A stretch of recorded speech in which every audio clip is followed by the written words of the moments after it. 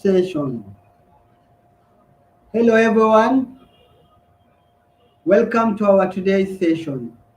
My name is Orwa Joseph, and together with me is my colleague Margaret, who will be moderating our session of today. And you will be interacting with Margaret at the chat box down there. So feel free to join us today. Let us know where you are joining us from and some of your expectations from our today's session. Majority of us are joining us from Tanzania, and I just want to tell you that our content is in English, but we are going to try our best to bring this content in a Swahili version that each and everybody is going to learn great things, in which we are going to discuss how to create a digital marketing plan. So if you're joining us now, I just confirm that you are able to see our screen and you are able to hear our voice, and also you are able to actually chat with us at the chat box. So the great tool that we'll be using today is the chat box segment of our YouTube channel. So if you're using your mobile phone, just below there is somewhere written top chat. So you'll be able to chat with us. If you're using a PC, right on the right hand side, there is also a place written top chat. And below there, you can actually interact with us and also ask questions and tell us where you are joining us from and some of the things that you wish to learn from us today. So kwa wenzetu wanaoungana nasi kwa muda huu, asante sana kuungana nasi. Nimesema naitwa Orwa Joseph, nafanya kazi na Afrika 118. Leo naenda kuwa mwezeshaji wetu mkuu nikisaidiana na dada yetu Margaret Billy ambayo iko pamoja pale kwenye chat box kuhakikisha kwamba mafunzo yetu ya leo yanakuja kwako kwa njia murwa na njia iliyo mwafaka kabisa. Kwa hivyo nataka nichukue muda kidogo tu niangalie wale wanaoungana nasi, tuone mnakoungana nasi kutoka, unatoka wapi mnapoungana nasi, tuone maswali kama yapo, kwa huru kabisa kuungana nasi, tueleze unaungana nasi kutoka wapi, na je, ni matarajio gani ulionayo tunapoenda kujifunza katika somo letu la leo ya create a digital marketing plan. Creating a digital marketing plan. Great. So wonderful. I can see great people have joined our session of today. We have Baraka Wambua joining from Morogoro. Hello Baraka. How is Morogoro like? Is it hot, cold? How is business like in Morogoro? Feel free to share that in the chat box. We are happy that you managed to join us and you did find this one important. You can invite other friends, tell them, hey, we have started this learning time, muda wa masomo, muda wa kujifunza. Jioni iliyo njema ambapo muda umetulia kabisa, hakuna jua wala joto. Kwa hivyo ni muda mzuri wa kujifunza. So let's dive deeper into our discussion of today. Our main agenda, creating your digital marketing plan, we have split it into 3 segments. Agenda yetu kubwa tumeigawanisha katika vipengele vitatu vikubwa. Kwa mara ya kwanza tutakuwa tunaongea kuhusu an introduction to digital marketing. Tutakuwa tunajifunza digital marketing ni nini, alafu tutakuwa tunaenda moja kwa moja kwa kipande cha pili ambacho tutakuwa tunazungumzia, ama mada ya pili tutakuwa tunazungumzia build your digital marketing plan. Hapo ndipo tunaenda kukaa chini sako kwa bako, ana kwa ana, tukipanga kuanzia mosi hadi mwisho ni mambo gani nafaa ufanye unapotaka kwenda kujitangaza mtandaoni. Hivyo tutakuwa tunajichanua vipengele ambavyo inafaa kama mfanyabiashara uvijue kujipanga ili upate kufanya matangazo yako mtandaoni. We'll be having a deep discussion on how you build digital marketing plan. And lastly, in our last segment, it will be harness the power of digital advertising. Hapo ndio tutakuwa tunagusia jinsi unaweza ukajifanyia matangazo ya kidijitali, matangazo ya mtandaoni. Alright. Oh, Baraka is saying Morogoro is cool. Thanks for confirming, Baraka. It's great to have you. Morogoro is cool. I'm joining us from Dar es Salaam. Dar es Salaam is hot. Oh, I feel like, I should put on my fan, but let's learn. It's great. Thanks for sharing, Baraka. It's great to have you in our call of today. So let's move forward. Ngoja tuendelee mbele tupate kuingia katika ajenda yetu ya kwanza kabisa. Kabla ya kuingia katika ajenda yetu ya kwanza, before we get into our first agenda, how do you engage with your customers currently? Ni kwa njia gani umekuwa ukiwasiliana na wateja wako? Yeah, tell us, share us the chat box. Baraka pale Morogoro, umekuwa ukiwasiliana na wateja wako kivipi? How have you been engaging with your customers? How do you engage with your customers? Feel free to share with us. There are several ways in which you can engage with your customers. This could be word of mouth. Yes, unaweza kaamua kuongea na wateja wako kutumia neno la mdomo tu, unaongea kwa mdomo tu, he, 1 2 3, he. Kuna njia nyingi za kuongea na wateja wako, labda unajitangaza mtandaoni. Njia nyingi ambazo unaweza ukatumia kujitangaza mtandaoni. Wewe umekuwa ukitumia njia zipi kujitangaza mtandaoni? Wewe umekuwa ukitumia njia zipi si kujitangaza mtandaoni, kuongea na wateja wako? Kuongea na wateja wako, umekuwa ukitumia njia ipi kuongea na wateja wako? Kwa huru kabisa kutueleza pale kwenye chat box, tuone ni kwa njia zipi umekuwa ukiongea na wateja wako. Ni kwa njia zipi umekuwa ukiongea na wateja wako? Tueleze pale kwenye chat box ili tupate kusikia ni kwa njia ipi umekuwa ukiwasiliana na wateja wako. Alright. Rashid from Dar es Salaam, Tanzania. Great, Rashid. We are great you are joining us from Dar es Salaam, Tanzania. Yeah, I'm also joining ourselves from Dar es Salaam, Tanzania, here in Kariakoo. I think we should meet after this particular session so that we share how the session was. So thank you so much, Rashid, for joining us. So we have Baraka saying he has been interacting with the customers through social media. This is perfectly true. Yes, it's great. So you can use social media, interact with your customers. Wonderful, wonderful, wonderful. And I can see Pius Orono joining us from Kampala, Uganda. Yes, Pius. How is Kampala? It's great to have you in our call today. We are just discussing how to create your digital marketing plan. And we are happy to have you in our call, Pius. You are a wonderful person. Share with us, how is Kampala? Is it hot? How is business like? Okay. Is the lockdown still there? I know with this lockdown, how have you been communicating with your customers from Kampala, Uganda? Share with us at the chat box. Let's learn from each other. Tueleze pale kwenye chat box kwamba umekuwa ukiwasiliana na wateja wako kwa njia ipi, na zaidi sana katika muda huu ambapo kuna janga la corona, nchi nyingi zimefungwa, watu kutangamana imekuwa jambo ambalo lina shida kidogo. Je, wewe umekuwa ukiwasiliana vipi na wateja wako? Umekuwa ukiwasiliana vipi na wateja wako? Great people. So let's move forward and continue with our discussion. So into our first agenda, introduction to digital marketing.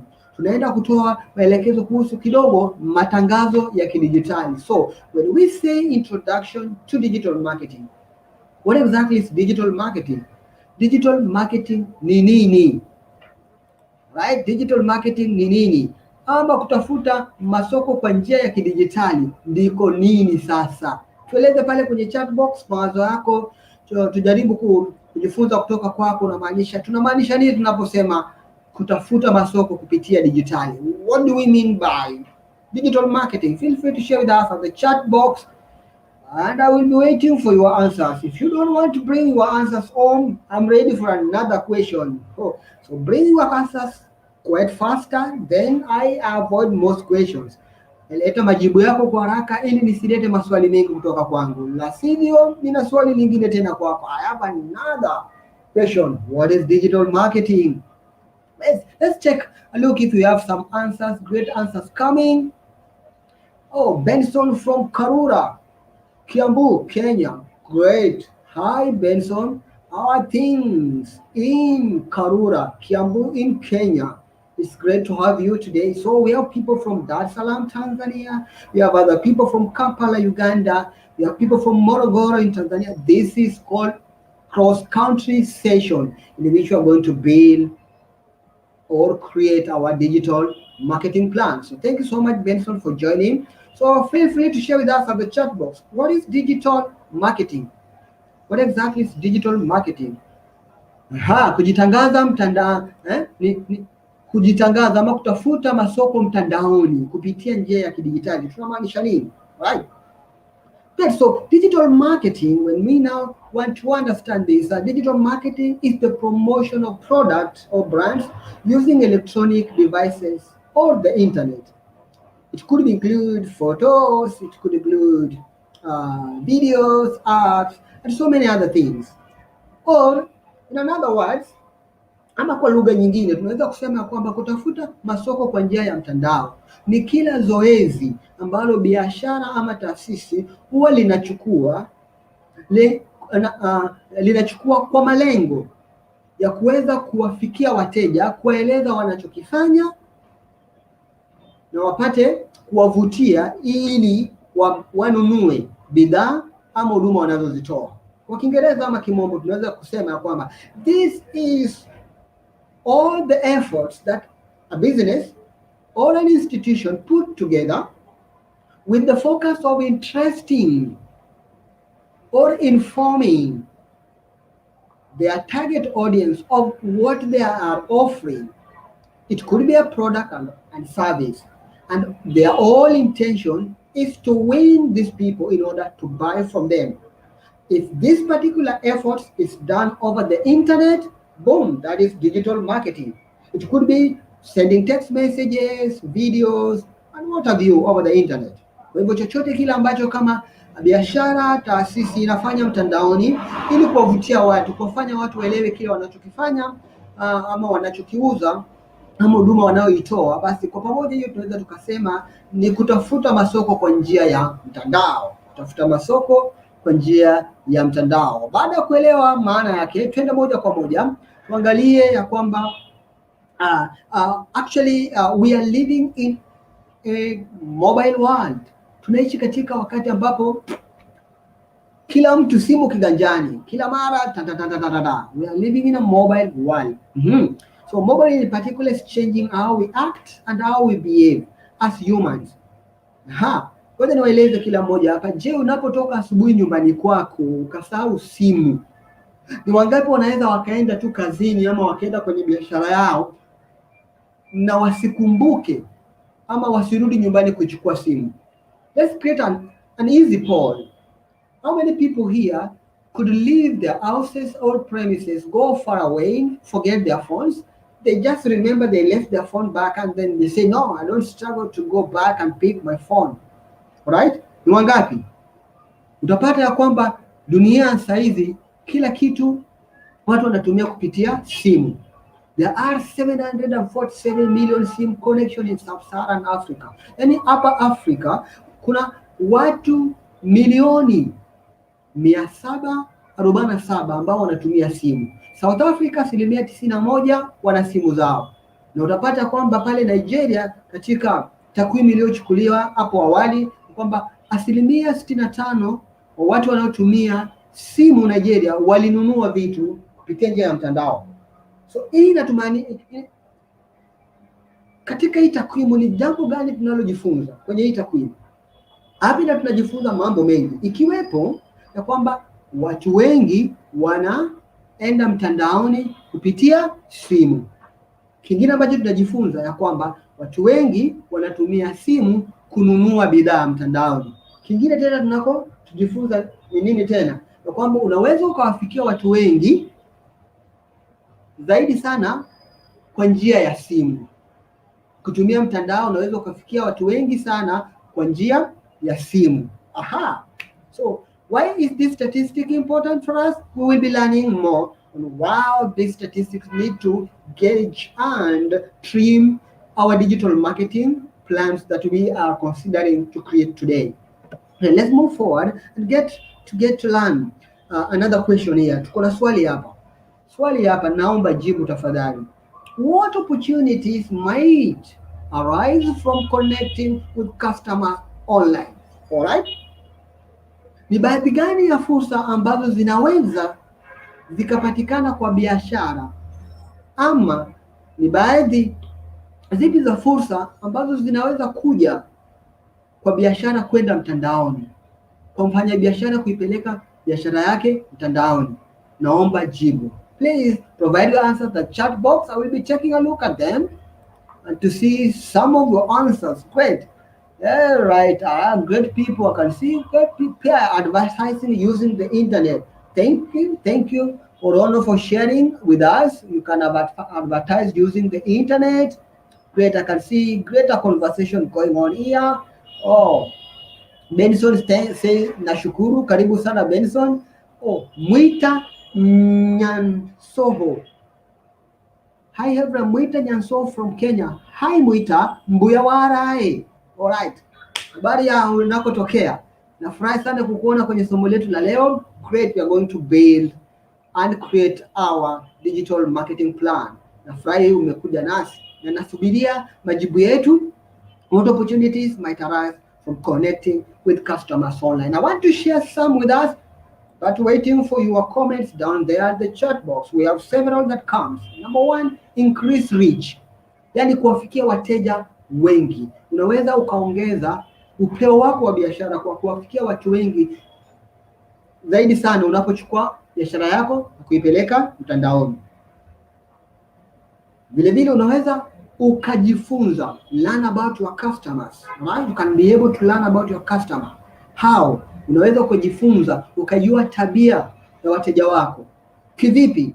Kwa sababu kwenda mtandaoni unawapatia wateja wako njia rahisi ya wao kukuona, kuwasiliana na wewe, kuwasilisha malalamiko yao na kupokea maoni kutoka kwako. Kwa njia hiyo utakuwa unagundua kwamba wateja wangu wanapenda nguo za rangi ya kijani, ama wanapenda chakula ambacho kina pilipili kwa wingi, ama kiatu ambacho ni cha wazi, ama koti ambayo imetengenezwa kwa ngozi ya chui. Right? You'll be able to learn about your customers. And another thing, you can communicate and provide support to your customers. How? Boom. When your customers are online together with you and you provide a platform for them to be able to communicate with you, they will ask questions, and when you provide answers to those questions, that will be a great support to them. If they want to learn about something, an aspect of your business processes, how do you pay for your product, that will be providing support. Ngoja nirudi kwetu nyumbani. Niseme jambo kwa Kiswahili. Ni kwamba ukienda mtandaoni unaweza ukawawezesha na ukawapatia wateja wako msaada wanapokuhitaji kuwasiliana nao. Kuna wengine wanataka kujua, je, ukinunua bidhaa kutoka kwako unaweza ukaniletea nyumbani? Je, nikinunua bidhaa kutoka kwako ninaweza nikailipia kwa kadi ya benki, ama naweza nikailipia kwa Tigo Pesa ama M-Pesa? Wakati ambapo wanaweza kuwasiliana nao, basi utakuwa umewapatia msaada mwafaka ili wapate kuweza kununua kutoka katika duka lako. Alright? So these are some of the opportunities that comes with going online. How many people are going online now? Feel free to share that at the chat box. If you're willing to go online, just say yes, online. If this is not enough, say no, online at the chat box. I will be having a look at them, and then we have a discussion deeper and understanding this particular aspect. Let us now take us through some of the digital channels available for you to go online. All right? Tunataka tujieleze baadhi ya vitu ama njia ama chaneli ambazo unaweza ukatumia kujitangaza mtandaoni. Ya kwanza tunaita search engine optimization. So search engine optimization refers to making your content relevant to the search engine in a manner that when people search for you, they can easily find you. Boom. Back to Swahili. Great. Napo sema search engine optimization ni kuifanya maudhui yako mtandaoni yawe rafiki kwa wale watu ambao wanakutafuta. Kwa mfano, kama unauza viatu, basi jieleze wauza viatu. Kama unauza viatu vyeusi vyenye rangi ya kijani vilivyotoka Uturuki, basi tueleze kwamba unauza viatu kama hivyo. Yaani kuifanya content yako iwe rahisi kwa watu wanaokutafuta.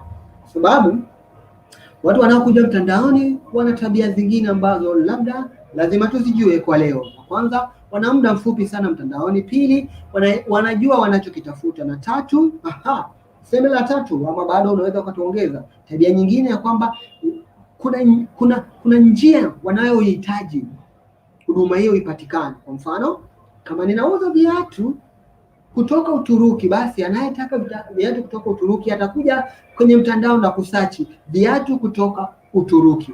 Nakumbuka mimi sivai viatu vya kutoka Uturuki size zote, hapana.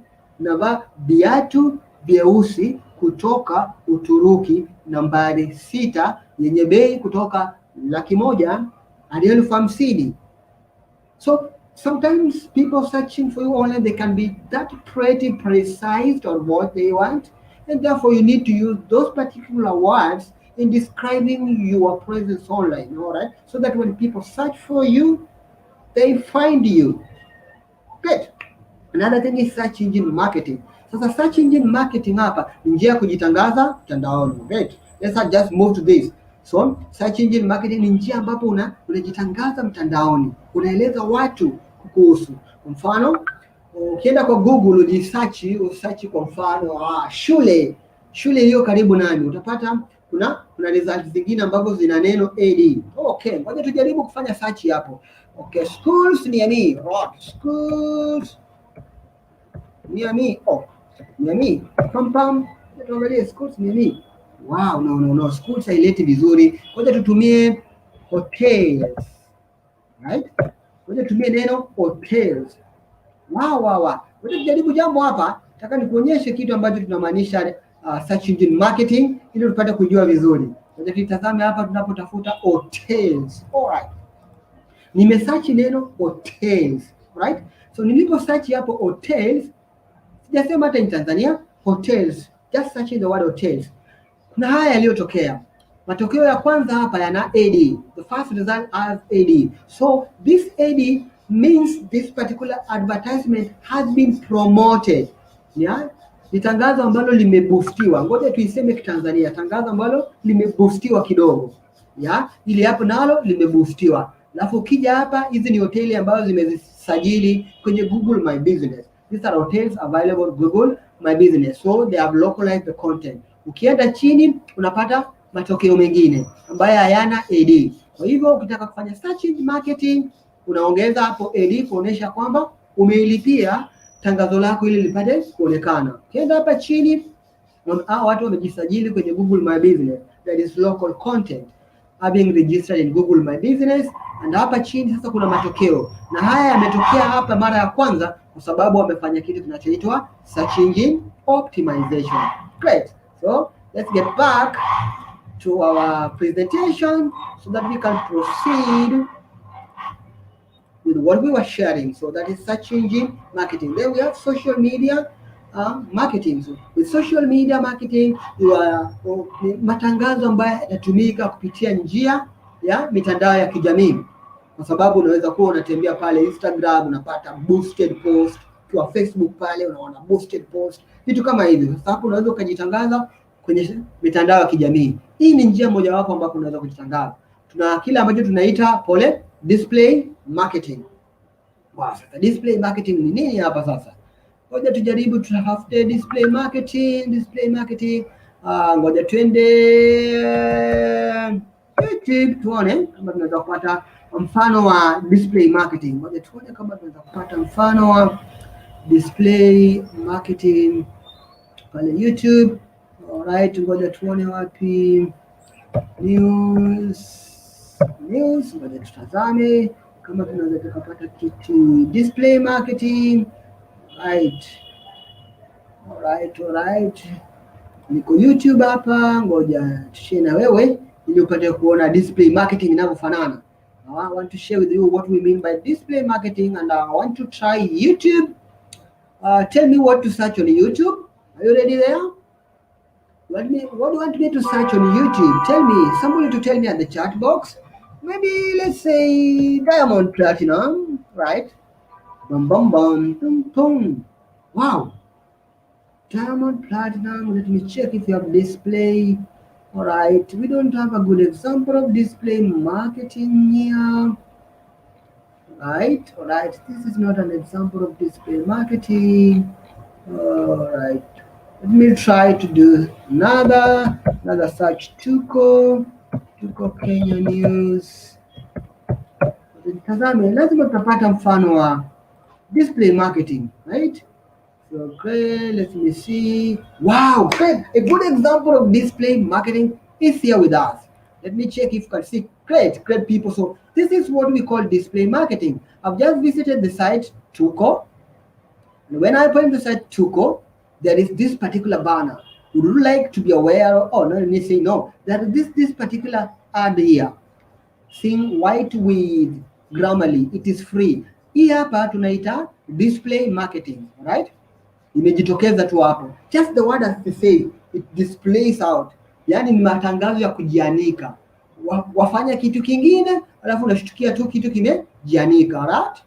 Unaweza kuwa unatumia hata app yako kwenye simu. You could be using your app on the phone, and then while browsing your app, let me find another app here. Hapo chini tu unapata kakitu kanapita pale kanajitangaza. So that one we call display marketing. Huh? You can decide and opt for display marketing.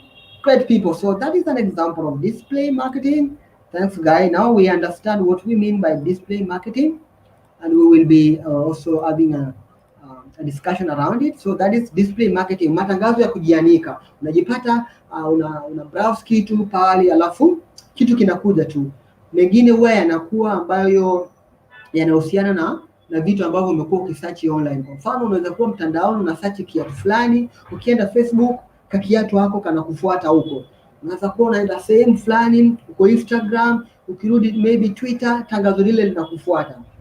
Nasema matangazo ya kujianika. Lingine ni email marketing. So email marketing is collecting and using email addresses to communicate to those particular target audience and interest them to buy from you. So email marketing ni njia kukusanya barua pepe, alafu kutumia hizo barua pepe kuwatumia watu ujumbe ambao ni kuwavutia ama kueleza kuhusu huduma unazozitoa ama bidhaa unazoziuza. Alafu tuna kitu kinachoitwa content marketing. Oh, so what is content marketing? Haya ni matangazo ya kimaudhui, ya? Matangazo ya kimaudhui. Unaweza kuwa labda unauza kwa mfano nguo ama begi. You could be selling a handbag like this one here. So I want us to give a description of content marketing. Are you ready? Good. Now let's try it. So with content marketing is an action of creating interesting content that entertain people, inform people, motivate people, and make people happy. It could be a content that is just there to inform, educate, entertain, and interest people in one way or another. Let's try, for example, I'm selling handbags or backpacks. This is a backpack. Kwa hivyo nauza backpack. Naweza kutoa maelezo na kwamba backpack ninazouza ni za kisasa na zinapatikana kwa bei nafuu. Kwanza kwa nyuma yake kuna zipu ambayo unaweza kuitumia kuweka vitu kadhaa, hata hela zako unaweza kuzituma ukaziweka hapa. Ina zipu. Kwa ndani ina mifuko tofauti, na mfuko wa kwanza, mfuko wa pili, mfuko wa nne. Kwa hivyo hauna shaka kupanga vitu vyako ndani.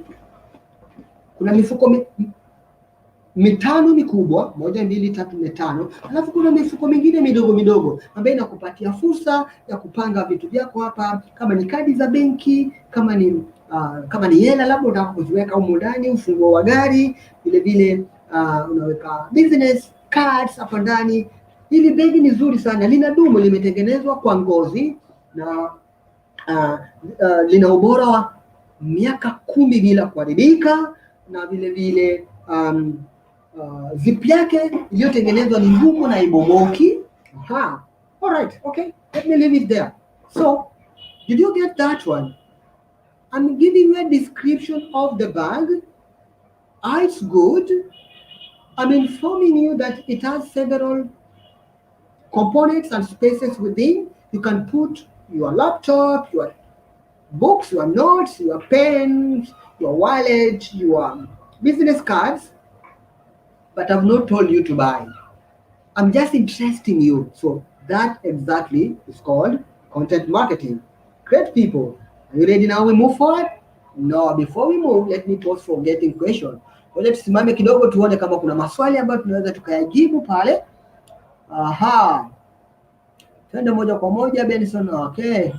All right. I can see people are joining. EVLX, everyone from EVLX. Great. Thanks for joining us. You are from Dar es Salaam. It's great to have you in our call today.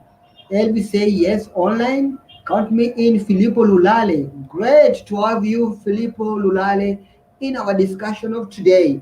And one thing I'm insisting on today, if you shall have picked nothing from this session, which I know it is impossible, please pick content marketing. So on your Instagram pages, on your Facebook pages, on your website, let me find you describing your product. Not telling people to buy, describing your content. Allow me to do it in Swahili a little bit.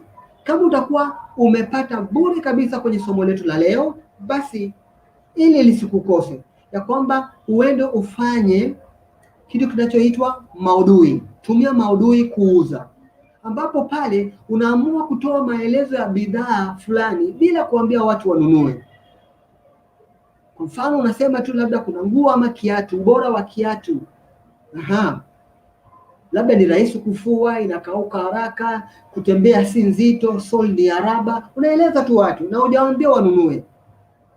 Siku nyingine unaeleza kuhusu kiatu kingine. Siku nyingine unaeleza kuhusu product nyingine, kuhusiana na product ambazo unaziuza. Alafu uje uniambie matokeo baada ya mwezi ama baada ya wiki kadhaa. Ni nini ambacho umepata? Utapata watu wanapenda kusoma taarifa kama hizo. Watapenda, watashare. Na hiyo utakuwa umejiweka katika nafasi nzuri ya kujitangaza mtandaoni na kukutana na wateja wako. Alright? How many people are going to try content marketing? Okay, I will be following up with you very soon to find on our Facebook pages what you have done in terms of content. So let's move forward into our next segment in how to build your digital marketing plan. Tunataka sasa twende tuzungumze jinsi ya kutengeneza mikakati ya kujitangaza mtandaoni. Na moja kwa moja tunataka tuorodheshe njia ambazo nafaa ufuate kujitangaza mtandaoni. Ya kwanza, you need to have your business goals and objectives set, budget and resourcing ready, audience, you know your target audience, picking the channels that you'll be using, planning your activities, and be able to measure the result. Leo hii tunapoongea kuhusu kuweka mikakati ya kujinadi mtandaoni, mambo haya yafaa uwe nayo. Ninarudia. Ya kwanza, lazima uwe na malengo ya biashara yako, utazame bajeti yako na rasilimali ulizonazo. Angalia wanaoenda kuwalenga. Lazima ujue unaenda kuwalenga akina nani. Uweze kuuza gari na wanafanya matangazo kwa wanafunzi wa chuo. Unaona? Na vile vile uweze kuwa ya kwamba unauza majembe ya kulimia na unayatangaza hapa Kariakoo. Kama una majembe ya kulima, basi utakuwa unayatangaza watu wa Morogoro wapate, ama Msoma kule, ama Mtwara ama Arusha ambako kuna vilimo, lakini si katikati ya jiji. Unaona? And then planning your activity, kupanga hatua zako, ni ipi utaifanya baada ya ipi, and then be able to measure. So ngoja tuende moja kwa moja tukiyapanua taarifa tulizonazo. Na ya kwanza, business goals. Are you ready? Business goals and objectives, malengo ya biashara yako. Ngoja tutazame kwa mfano. Tunaweza kuona baadhi ya malengo na matarajio ya biashara yako. Kwa mfano tunaye mtu anayeitwa Mondil. Hi, I am Mondil. I am a hairdresser. My business goals are to get more customers through my door, new and past customer, and be able to make people in my area know that my business exists. Great, fine.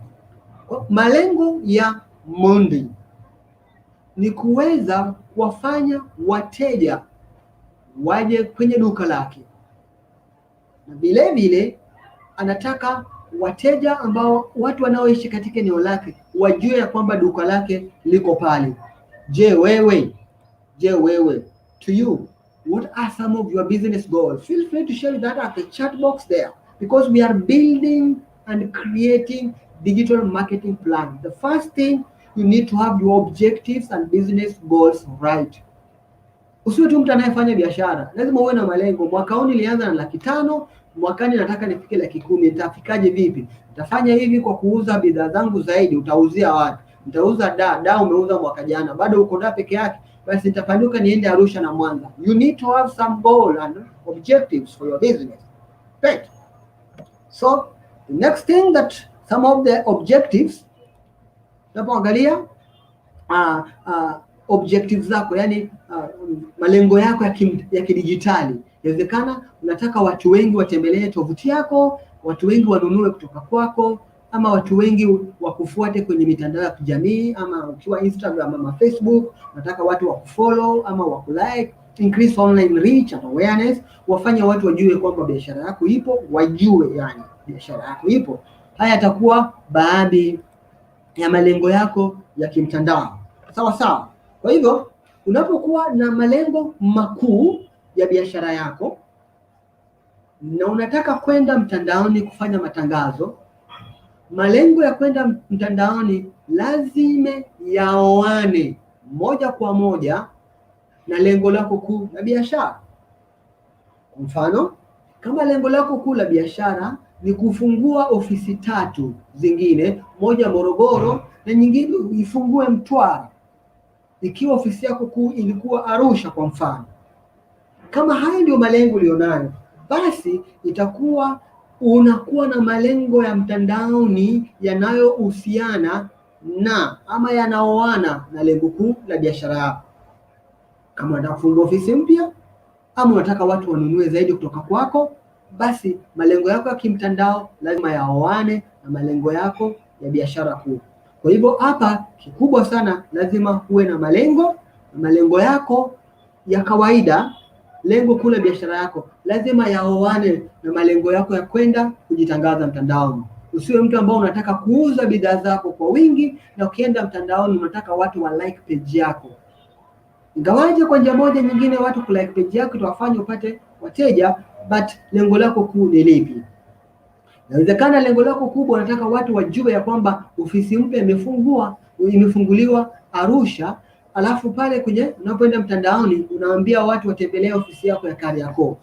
Kama unataka watu wa Arusha wajue ya kwamba unayo ofisi mpya pale Arusha, basi matangazo yako yawe na lengo la kuwafanya watu wa Arusha wajue ya kwamba pale kuna ofisi. Did you get that? So you need to have your online objectives marrying automatically, organically with your business goals. Great. So let's get into the next step in which we are going to discuss your budget and resources. Budget yako na rasilimali ulizonazo. Hey, kwa nini? Why this? It is quite funny if you are having maybe a capital of $100 or $1,000 and you want to sell your product in China, in Ghana, in Kenya, in Rwanda, the same month. All right, how will you deliver that product there? So you need to consider the resources that you have. With the resources, are you able to actually manage to achieve what you have? Lazima utazame bajeti yako na rasilimali ulizonazo. Kwa mfano tunaye rafiki yetu hapa mmoja anayesema Modile anasema mimi sina tovuti kwa sababu tovuti ni gharama sana kwa saizi. Kwa hivyo kama hana tovuti, hata panga na kwamba anaenda kufungua tovuti na rasilimali alizonazo hazitoshi ama hazimwezeshi kufungua tovuti. So you need to consider your budget, your resources, and ask yourself genuine questions. What can I do with this? Naweza nikafanikisha nini na kile nilicho nacho? All right. Great. So after discussing the budget, another thing is your audience. Why? Audience ni wale unaowalenga. The people are targeting. Where are they? What do they like? When are they online? How can I reach them? Are they on Instagram or they are on Facebook? Are they on YouTube or in Twitter? Lazima ujiulize maswali, nao walenga wako wapi? Then when you know where they are, you will be able to meet them. Okay? Lazima ujue nao walenga wako wapi. Kwa mfano, Modila anasema hapa, I am targeting female in my local area. My most valuable customer are female above 30 years old. They normally have children and they work part-time. Most of them use Facebook.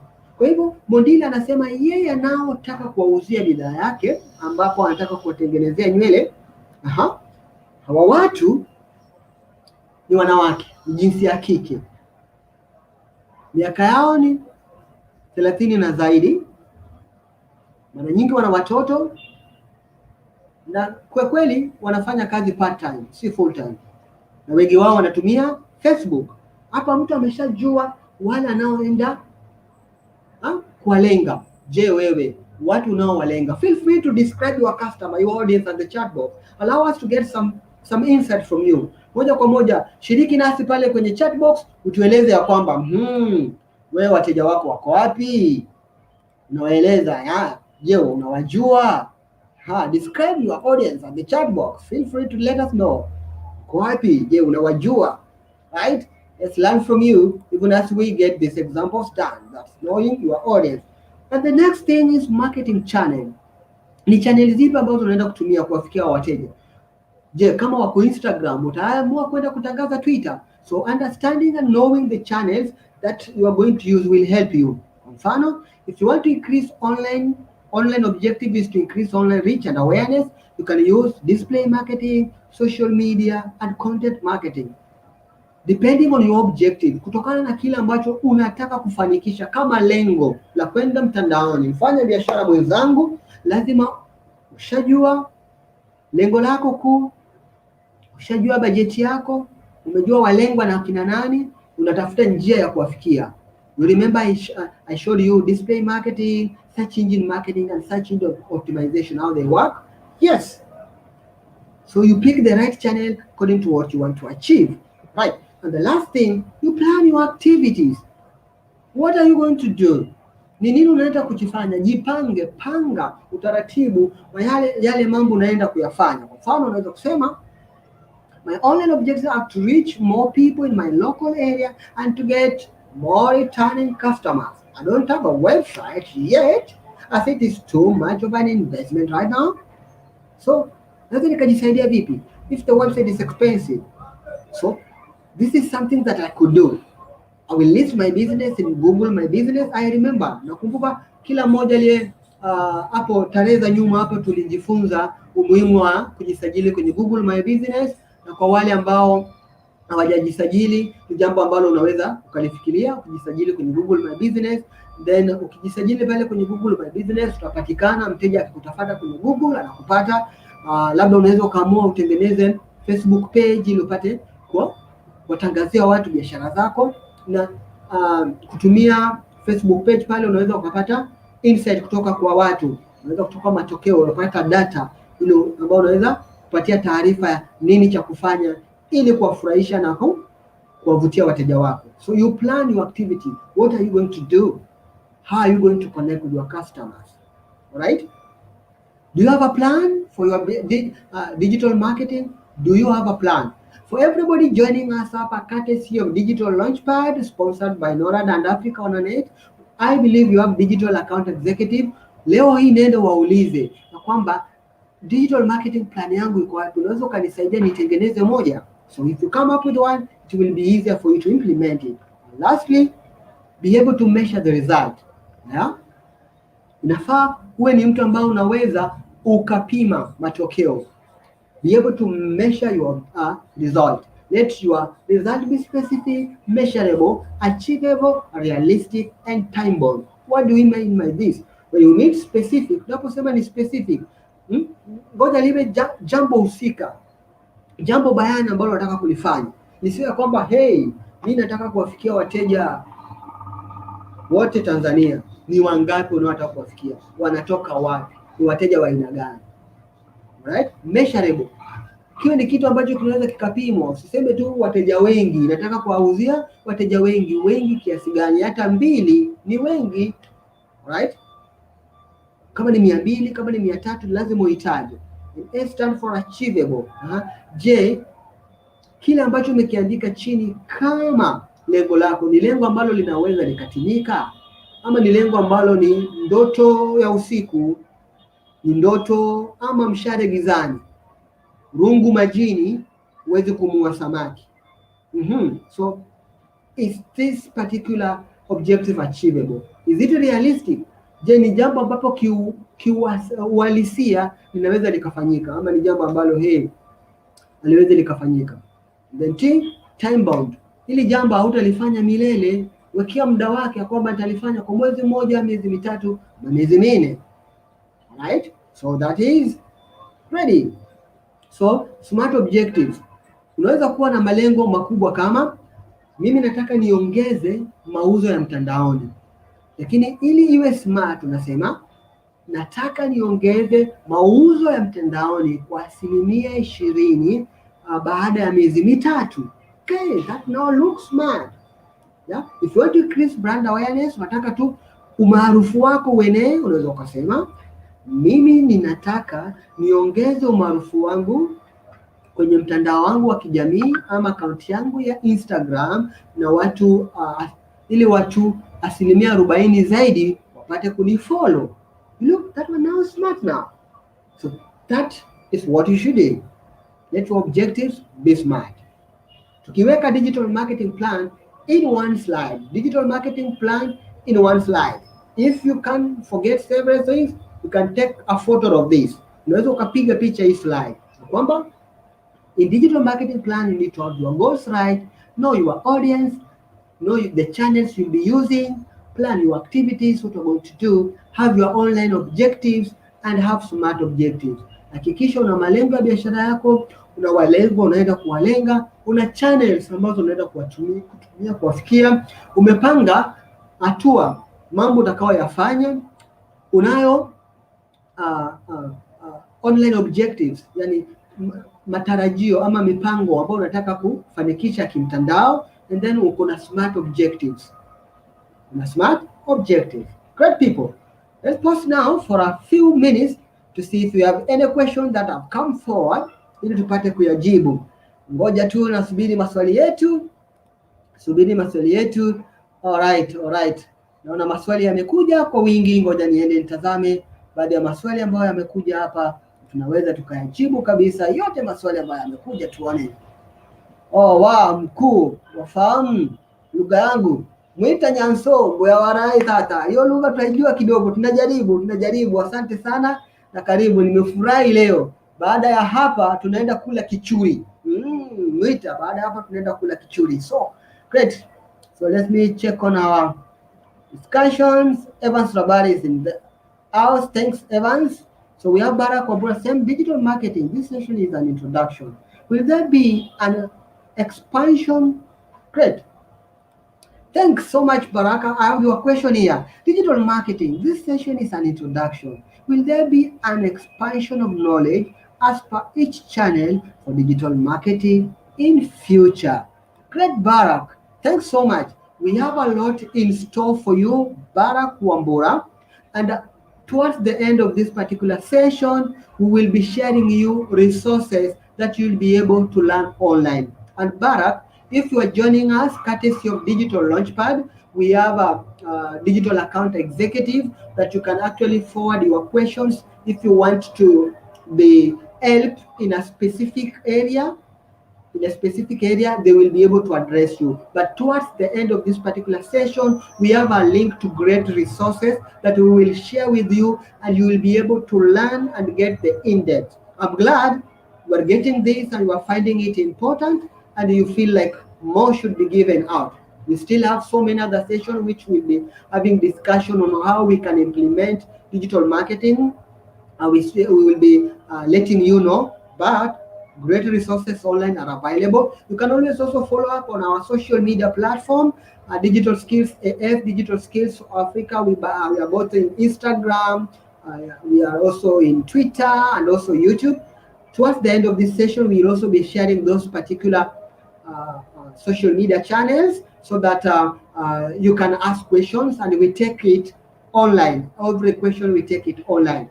I hope this answers you, Barack Wambura. If the answer is not clear, just feel free to let me know. I will be much glad to give you more clarification on what we should be able to do. All right. So then with Mwita saying, all right. Oh, thanks. I see great questions are going on there. Great people. So kama kuna swali lolote, kuwa huru kabisa kutuuliza pale kwenye chat box tukiendelea, ili tupate kusaidiana. Tuko hapa kusaidiana, unanisaidia na kusaidia. So twende moja kwa moja hapa ambapo tunataka tugusie leo harnessing the power of digital advertising. Tunaenda moja kwa moja kujifunza kitu kinachoita getting started with search engine marketing. Alright? In my introduction we did mention about search engine marketing. So this, when you do a search, unapoenda kutafuta kitu mtandaoni, this is what you get. The first thing in yellow is search query. Kinachoonekana kwenye mduara hapo wa yellow wa rangi ya manjano ni search query, ni kile ambacho mteja huwa ana type pale ku search. Unachokiona cha pili ni paid text and shopping ads. Ni kila vile vitu ambavyo watu wamelipia, ni matangazo ambayo watu wamelipia ili wapate kuonekana pale. Alright? And then hapo mwisho unapata matangazo mengine, haya ni organic. Haya yanajitokeza sehemu ya tatu ya mwisho kwa sababu huyu mtu amefanya search engine optimization. Ameyafanya maneno yake anayotumia, yaani ni kwenye mitandao kijamii ama kwenye website yake, yawe rafiki kwa watu ili watu waweze kumpata kwa urahisi. So how do we implement this? Move forward.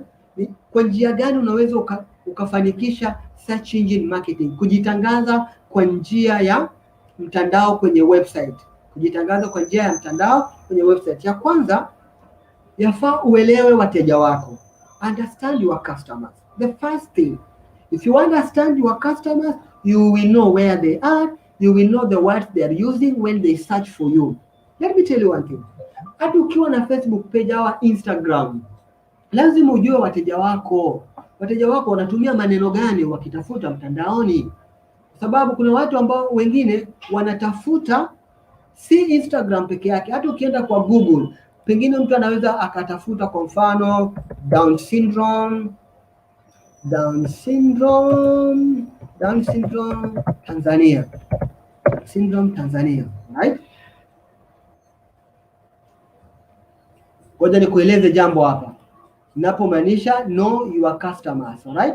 So I've just done a search here, searched Down syndrome Tanzania as a word. Nimetafuta tu Down syndrome Tanzania. Let me share. So when you search for Down syndrome Tanzania, there is a map that is coming up.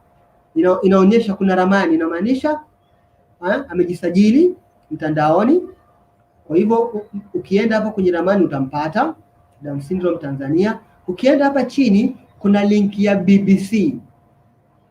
Hii inamaanisha BBC ilieleza kuhusu Down syndrome Tanzania na ikatumia maneno rafiki ambayo yanaunganisha Down syndrome Tanzania. Kwa hivyo BBC hapa imepatikana. Ukienda chini Facebook inatokea hapa, Pool of people with Down syndrome Tanzania. Unaona? Kumaanisha ameeleza maneno ya Down syndrome Tanzania. Kuna Facebook hapo, kuna Facebook nyingine hapo. Ukiteremka chini kuna ramani, kuna picha hapa zinapatikana.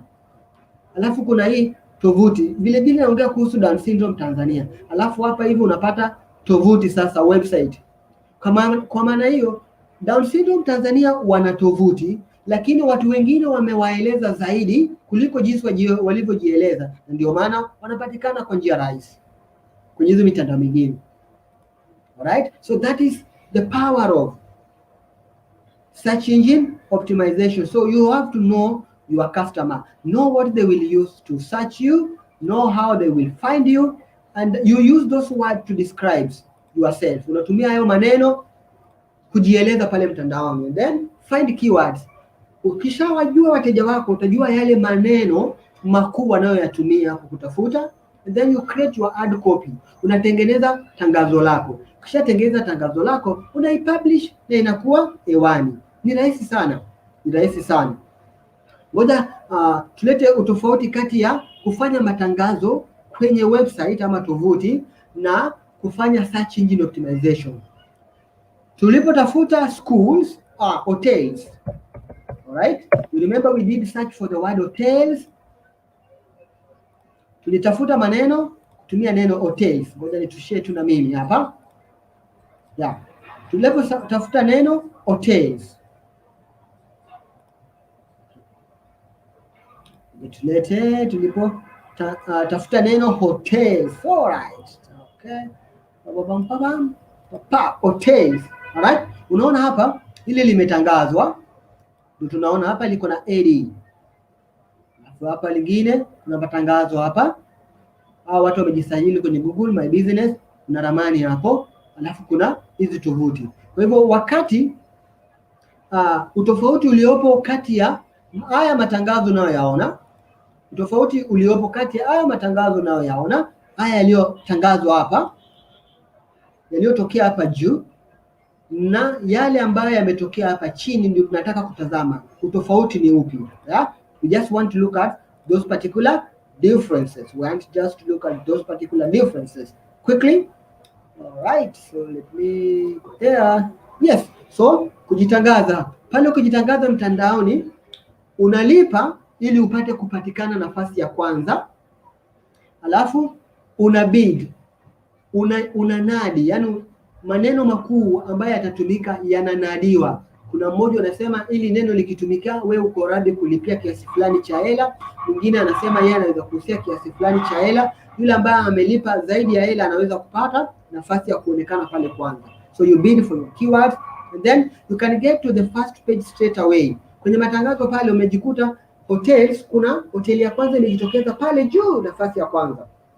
Kwa hivyo ukifanya matangazo unaweza ukapatikana kwenye nafasi ya kwanza moja kwa moja. Lakini ukifanya search engine optimization, kucheza na maudhui ili kujitangaza mtandaoni, ni bure kupatikana kwenye orodha ya search engine mtu anapokutafuta.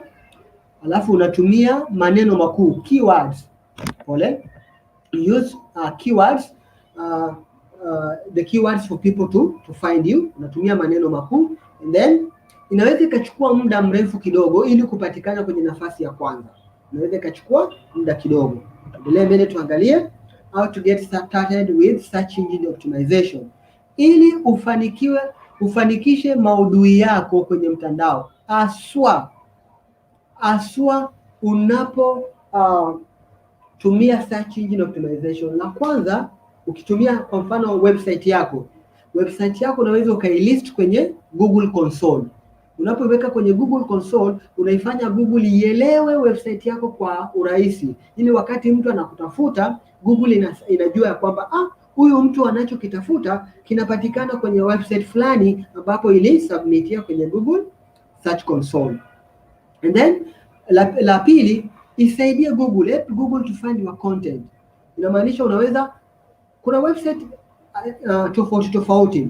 Kuna zingine zina structure tofauti. Zingine menu iko pale juu, unaweza kwenda about us, alafu kuna tena kutuhusu, kuna kipengele kingine. Kwa hivyo iwezeshe Google kuelewa content yako ilipo, kuiweka vizuri, unaorodhesha vichwa vizuri, kama ni about us, our services, unazipanga vizuri kwa njia ambayo ni rahisi kwa mtu kuelewa. Alright? Cha tatu, help Google and users understand your content. Tengeneza content ambayo inavutia. Content ambayo mtu anasoma anavutia, anaielewa. Ngoja mtu akifika about us, kutuhusu sisi, aelewe kuhusu kampuni yenu. Akienda contact us, apate labda namba ya simu, apate email, apate taarifa ambazo zinaweza kumwezesha kuwasiliana nani. Sio mtu ameenda contact us pale, wasiliana nasi, akifika pale anapata kiatu kinauzwa. Right? Kwa hivyo wawezeshe Google na wale watu ambao wanatafuta mtandaoni wapate kuelewa content yako. Kingine, njia zingine ambazo unafaa ufuate ili content yako ivutie zaidi sana, do keyword research. Jaribu kufikiria sana na ufanye utafiti wako ili ujue ni maneno gani watu wanatumia wakikutafuta. Tafadhali, kama una post kiatu chako Instagram, usipost tu kaiacha. Ikiwa kiatu kinaitwa image 1, litaje jina, lipatie jina. Kwa mfano, kama ni kiatu cheusi namba 6 kutoka Uturuki, ipatie jina. Kama ni kiatu cha ngozi size 8 kutoka Marekani, ama umetengeneza mwenyewe locally made, ipatie jina. Alafu unapoipost pale, sema neno, these are black leather shoes made in Dar es Salaam, put your order now. So black leather shoes made in Dar es Salaam. Mtu anaweza siku moja kuamua kutafuta maneno kama hayo, black leather shoes from Dar es Salaam. Na kama hukulipatia kiatu jina hilo ama maelezo pale kwenye caption, hautapatikana. Tunaelewana hapo? Great. Another thing, make web page search friendly. Ukiwa na website yako, I believe everybody joining us in the Digital Launchpad program, courtesy of Africa Online 8 and NORAD, some of you will be created a website. Ensure that your website is just simple, clear, and to the point, and help customers to buy from you. Don't complicate things. People are busy, so make your web page friendly. Great. So, unakumbuka? Display marketing is another way of you to advertise yourself. Unakumbuka niliokuonyesha pale tuko Kenya. Let me just show you an example of njia mojawapo ambapo unaweza ukajitangaza mtandaoni ni kutumia display marketing. And an example that we saw is in Tuko. I've just opened this particular website. Oh, this display is still there. There is Grammarly there. Let me refresh the page and see if another display has come. The best first to discover world news. Tuko anajitangaza pale. Let me refresh again. So display marketing, these are just advertising that always appear in various online platforms, and they could be in text-based, they could be banner-like, the good images, all right? Like hii hapa ni advertisement. Hata hapa hivi unaona imeandikwa advertisement. So those are kind of display marketing. Kuna nyingine hapa chini unaiona, ngoja nikiifunga, ad by Google. Unaiona, this is ad by Google, right? Nimeifunga. Haya, unaona sehemu ambapo nimeifunga, nyingine imetokea tena. So those are some of examples of display marketing, ambapo unaweza ukaamua wewe mwenyewe kujitangaza kutumia display marketing, matangazo ya kujianika. Ukiwa Instagram, Facebook, ama ukiwa YouTube, kuna matangazo ambayo unaona tu kimejitokeza pale na yanakuvutia. Kwa mfano hapo unaona 1 GB, right? So hizi ndizo tunazozihitaja display marketing, na huwa ni nzuri sana wakati ambapo unataka kuvutia wateja na watu brand awareness. Ngoja tutazame utofauti ambao uko kati ya display marketing na search engine marketing. Kwenye display marketing kuna tofauti kidogo. Pale kwenye display marketing huwa inatazamia kutupa matangazo kwenye platform tofauti mtandaoni, ambapo inaweza kuwa kwenye blogs, inaweza kuwa kwenye social media, na huwa inategemea. Kwa mfano mimi kama ninapenda kuangalia websites za news, natembelea blogs za news, napenda taarifa ya habari, basi display advertising ambazo zitakuja kwangu zitakuwa zinahusiana na taarifa ya habari, right? Na kama mimi napenda labda viatu, napenda kutafuta viatu, ama useme magari na window shop aina ya magari, utapata display advertisement ambazo zinakuja kwangu ni za kimagari ha? But kwa search engine marketing ni kutumia neno search, ambapo mimi nimetafuta, labda nimeenda mtandaoni nikaweka neno nguo ama vitenge kutoka wapi, Morogoro, ama tunapo vitenge kutoka Morogoro ama Kigoma, vitenge kutoka Kigoma. Ninapo search vitenge kutoka Kigoma, basi tangazo linakuja kutokana na neno lile ambalo nimelitype pale. Lakini display huwa inatokana na tabia yangu mtandaoni, tabia yangu, napenda kuona nini. Hayo ndio matangazo ambayo yatakuwa yanakuja. Right? Ndio tofauti mkuu. Jinsi ya kuandaa display advertisement, kikuu cha kwanza, understand your customer, wateja wako ni kina nani, alafu find placement ideas. Ideas hapa itakuwa ni mimi nauza gari, watu ambao wanaweza kununua gari huwa wanatembelea tovuti zipi? Basi hapo ndipo unapeleka lile tangazo lako. Hapo ndio tunaita placement. Alafu create ad creative, tengeneza tangazo lako, alafu mara ya mwisho iweke hewani na linaenda moja kwa moja. Great. Na sehemu nyingine ambapo unaweza kujitangaza vile ni kutumia mitandao ya kijamii. Another area that you can advertise yourself is using social media advertising, which we have paid advertising and also we have free advertising. Ngoja tuende moja kwa moja. Ni kwa nini utumie matangazo ya njia ya mitandao ya kijamii kujitangaza? Why should you use social media to advertise yourself? This is a question we should all of us answer. Ni kwa nini tutumie mitandao ya kijamii kujitangaza? Je, ni kwa nini tutumie mitandao ya kijamii kujitangaza? Kwa huru kujibu swali langu nikitazama maswali ambayo, baada ya maswali ambayo yamekuja. Kuna Baraka ambao anasema how do one find keywords for his or a niche?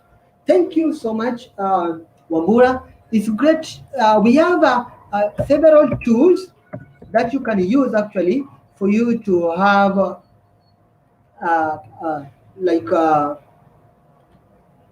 get the keywords. So we have online, we have keyword planners. So you can always search for keyword planners online, and then you will be able to understand some of the words that are being used online. So you can try keyword planners. That is a great tool that you can use. We could use also Google Trends. So when you use Google Trends, Google Trends give you some of the words that people are using to search for product and services based on a particular industry. So Google Trends is also another tool that you can use. Another thing, you can use Google Analytics. Yeah, you can install analytics in your website so that you can be able to monitor how people are searching for you, what kind of words are people using to actually find you. So when you use such kind of Google Analytics, it's also a source of learning the keywords. All right, I hope that one helps you, Baraka. So you can use keyword planners. We have several tools online that you can search, but roughly Google Trends is a good tool for you to use. Google Analytics is just another awesome tool, which we will have a discussion in a later webinars on how you can actually set up Google Trends, Google Analytics for your account in order to get keywords based on industry. That is some of the tools that you can use. I hope that one helps you, Baraka, for that. Thank you so much for answering that question. I can see Margaret is also sharing greater resources with us there. So let's move forward. Reason, tell me, kwa nini nitumie mitandao ya kijamii kujitangaza? Nasubiri majibu yako pale, waiting for your answers there. Please don't go away without answering that particular question. Why? How? How should social media help me? My colleague Margaret, who will be moderating our session of today. And you will be interacting with Margaret. Oh, sorry guys.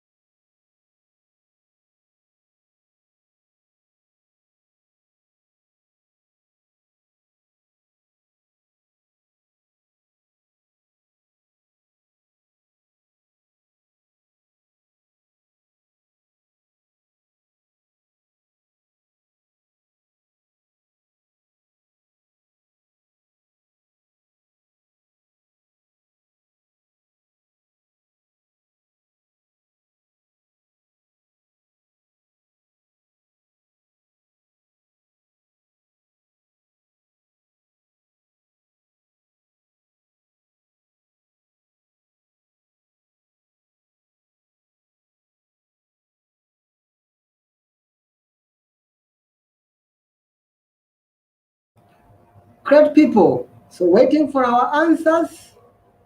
Why should we use social media in advertising? Why should we use social media, in advertising? Why? We have so many reasons that we should be able to use social media. But before we dive deeper into the reasons, let's look at this reason we should use social media. One, people are on social media. Watu wengi wako kwenye mitandao ya kijamii. You can increase your brand awareness. Unaweza ukafanya watu wengi wafanye nini? Wakujue. You can divert traffic to your site. Unaweza ukawavutia watu watembelee tovuti yako. You can target ideal customers. Unaweza ukawafikia wateja mtandaoni. Na lingine ni kwamba ni bure kujitangaza. Mara nyingi unakuta ni bure. Kwa hivyo kuna sababu nyingi sana za wewe kutumia mtandao wa kijamii kujitangaza. Kuna sababu nyingi sana za wewe kutumia mitandao ya kijamii kujitangaza.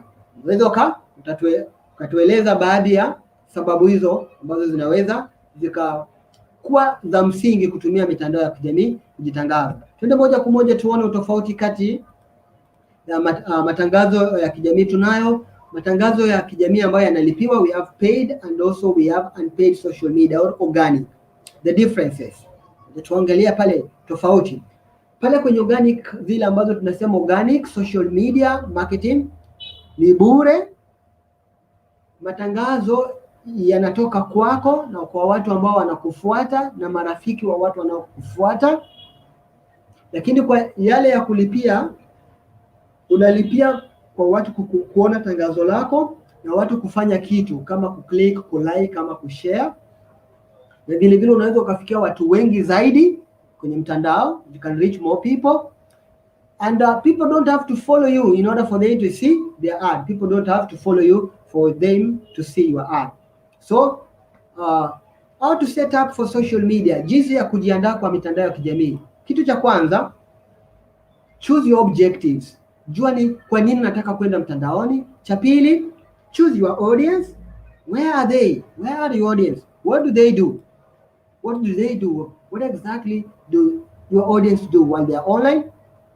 Create your ad. Tengeneza tangazo lako. Alafu vile vile unaweza ukaseti bajeti yako, how much you want to spend in that particular ad. Rahisi sana. Jua ni nini ambacho unataka kwenda kufanikisha kwenye mtandao unapojitangaza kwa njia ya mitandao ya kijamii. Je, nataka create awareness, nataka watu wanunue kutoka kwangu, you want to drive sales? The reason, that is the objective. Watu hao wako wapi? Your audience, where are they? You target them where they are. Tengeneza tangazo lako, weka bajeti yako, mbam, uko tayari kwenda. Tumefika mwisho, lakini kabla ya kufunga virago, ngoja tutazame kama kuna swali lingine ambalo limekuja ambalo labda tunaweza kulijibu. Naona hakuna swali ambalo limekuja kwa wakati huu, na ningependa kama hakuna swali, mimi nina swali kwako.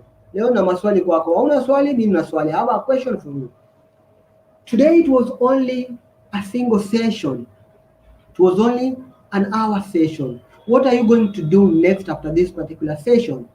Are you going to learn more online? Our moderator there will be sharing this link with you at the chat box so that you will be able to go online and learn more for free. So Google has a greater platform that you can actually learn online for free. You can visit that particular link. There are so many courses. In addition to what you have learned, you can learn in depth and understand how you can actually reach out to most people, connect with your customers. So please go online, learn more, get to know several other moderators sharing this link with you, with us there. And another thing, we are quite social. Kuna jambo lolote ambalo umejifunza leo? Je, kuna jambo lolote ambalo umejifunza leo? Kama kuna jambo lolote ambalo umejifunza leo, twende kwenye mtandao pale wa kijamii, Facebook, Instagram, Twitter, tueleze pale ukitumia hashtag grow with Google. Ask us a question, follow us, let us know. What exactly have you learned today? What stood out for you? Start a conversation. Let's learn together there. Kwenye mtandao wa kijamii, tuongee, tuelezane mambo, tuulize maswali, tukutane naye.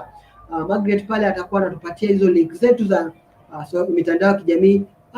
Tumia hashtag grow with Google. Kuwa na maswali tuulize pale ili tupate kuongea na kudiscuss mambo mengi. Na labda uko na feedback unataka kutupatia, you have some feedback you want to give us, our moderator will be sharing a feedback form at the chat box. So feel free to talk to us. Tupatie marejesho, tupatie feedback, tusikie kutoka kwako, kulikuaje, somo lilikuaje, ni matokeo gani ungependa, ni nini tena ungependa tulete kama mafunzo kwetu. Alright? Naam, na naona hakuna swali lolote ambalo limekuja tena. I just want to say thank you. I can see great conversation going on here. Philip is saying something. I will go for learning more online. Asante sana. Karibu sana Filipo Lulale. It's great to have you in our call. Please go online, learn more. And if you have anything to share with us, go at our social media handles, share that with us, and we'll be able to connect with you. And I can see greater conversation coming in. And there is a feedback form pale ambao unaweza kuijaza. Na asanteni sana wapendwa kuungana nasi kwenye somo letu la leo. Tutakuwa tunaandaa masomo mengine yatakayokuja. Basi ukiwa katika mradi wa Digital Launchpad na una maswali mengine zaidi ambayo labda tuyajibu, kwa huru kwenye vikundi vyetu vya WhatsApp group, unaweza ukatuulizia na tunaweza tukapata kuwajibu. Asanteni sana kuungana nasi. Mimi ni mwenzenu Orwa Joseph aliyekuwa naungana nasi kwenye mafunzo ya leo kutoka Dar es Salaam, Tanzania, nikisaidiwa na mwenzangu Margaret Billy pale kwenye chat box. Asante sana Margaret Billy. Nataka niwashukuru wote ambao wamejumuika nasi, tukianza na Baraka Wambura ambaye alikuja mapema zaidi sana, akifuatiwa pale na baadhi ya washirika wetu ambao walikuja, Orono, Rashid Omar na Philip Lulale. Nataka niseme asanteni sana hadi tutakapokutana tena. Mungu apate kuwabariki. Thank you and have a great evening.